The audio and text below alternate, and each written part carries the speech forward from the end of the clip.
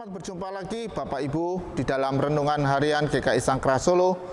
Kita akan memulai Renungan Harian pada hari ini dengan berdoa. Mari kita berdoa. Tuhan Bapa kami, terima kasih untuk penyertaan Tuhan sepanjang kehidupan kami. Sebentar kami akan belajar Tuhan tentang kehendak-Mu di dalam kehidupan kami.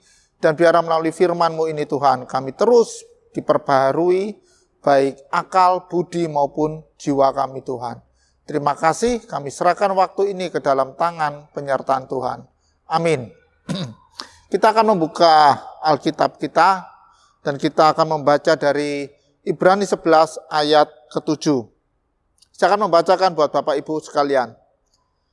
Karena iman, maka Nuh dengan petunjuk Allah tentang sesuatu yang belum kelihatan, dengan taat mempersiapkan bahtera untuk menyelamatkan keluarganya. Dan karena iman itu ia menghukum dunia, dan ia ditentukan untuk menerima kebenaran sesuai dengan imannya.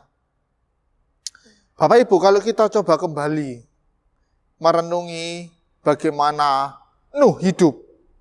Nah, sewaktu mendengarkan perintah ini dari Allah, pasti Nuh akan berpikir.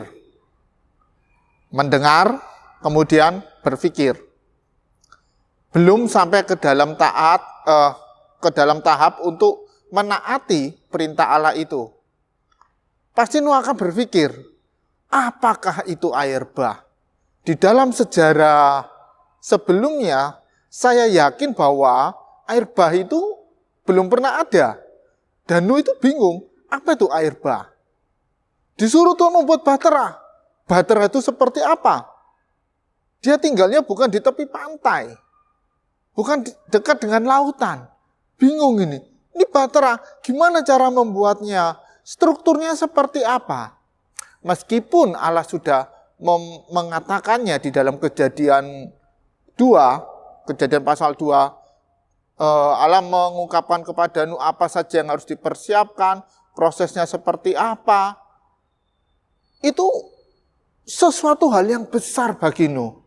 Dia nggak tahu itu, apa yang harus dia lakukan. Di dalam ketidaktahuannya, sebuah keputusan besar yang Nuh ambil adalah dia taat akan perintah Allah. Imannya membuat dia untuk tidak hanya berhenti memikirkan hal yang membingungkan itu, tetapi yang dia lakukan adalah langsung menaatinya. Dan di dalam proses Nuh mentaati perintah Allah itu bukan hal yang mudah Bapak Ibu. Saya yakin keluarganya akan menyebut dia, kamu itu gila Pak. Apa yang kamu buat itu sesuatu yang gak mungkin diperlukan. Dan di saat tetangga-tetangganya, orang-orang di sekitarnya melihat hal itu, saya juga yakin bahwa keluarganya menghadapi sebuah permasalahan yang rumit. Akan dikatain, kenapa itu Nuh seperti itu? Dia seperti orang gila, membuat sesuatu yang sangat besar dan tidak jelas fungsinya untuk apa. Bahkan di saat Nuh menjelaskan, oh ini perintah Allah, akan ada air bah yang datang.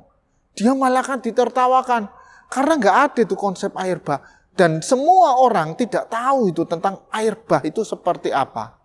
Dan kalau kita baca di Kejadian 2 itu juga, bagaimana air itu tidak turun saja dari hujan, tetapi ada embun yang naik dari dalam tanah, naik ke atas, untuk membasahi bumi.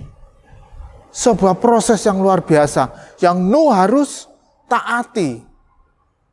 Ada konsekuensi yang harus dia terima, di saat orang-orang lain tidak mengerti apa yang Nuh lakukan. Tetapi di dalam prakteknya, Nuh tidak hanya taat, tapi Nuh juga melakukan apa yang diperintahkan Allah itu dengan tekun. Berapa banyak batang pohon yang harus dia angkut dari sebuah tempat A ke titik B, di mana bahteranya itu akan dibuat. Pada saat itu tidak ada alat-alat berat yang seperti sekarang, alat-alat canggih yang akan mempermudah untuk di dalam proses penebangan maupun memindahkan kayu-kayu itu. Ini adalah hal yang luar biasa. Dan Nuh melakukannya dengan penuh ketaatan. Tidak ada yang namanya bersungut-sungut di dalam prosesnya Bapak Ibu. Dan sampai semua proses ini terjadi, sampai air bah itu terjadi, itu diperlukan waktu kurang lebih 120 tahun. Bayangkan, begitu panjang waktu yang harus Nuh lihat supaya imannya itu bisa tergenapi. Bagaimana ketaatannya itu terus dia pelihara. Dari awal dia mendengar sabda Tuhan, sampai akhirnya dia melihat penggenapan Allah. Tidak mudah Bapak Ibu. Ini adalah hal yang luar biasa. Tetapi kita harus belajar dari hal itu. Dan yang harus kita renungkan di saat ini adalah bagaimana ketaatan kita. Apakah yang sudah kita lakukan di saat kita mendengar apa yang Allah perintahkan dalam kehidupan kita?